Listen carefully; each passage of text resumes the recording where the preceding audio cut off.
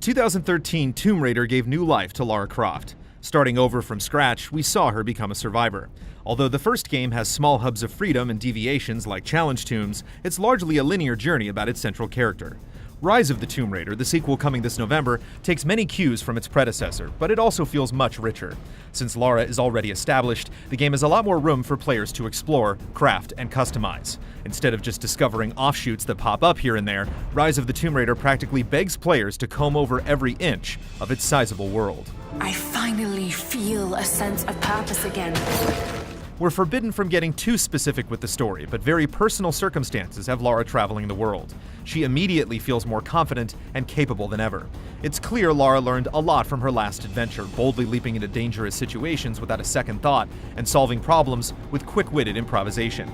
She no longer has something to prove and chases after goals with clear-headed determination, making her an active and exciting character.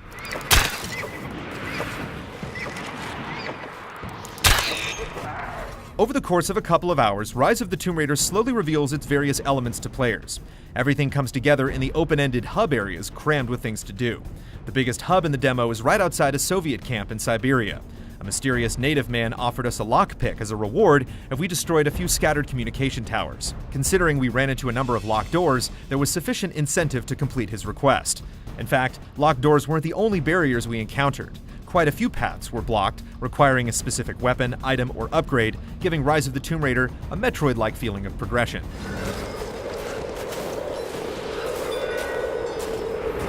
We had every intention of destroying the radio towers, but couldn't help but get swept up in different things along the way.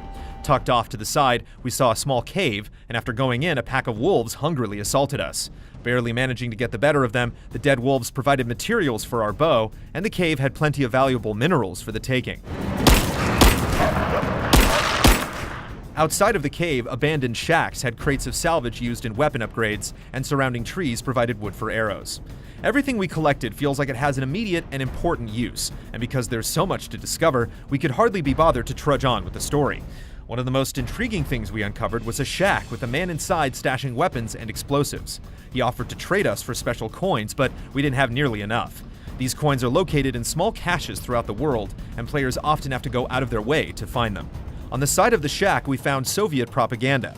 Reading it raised our comprehension of Russian, which allowed us to decipher more complicated artifacts.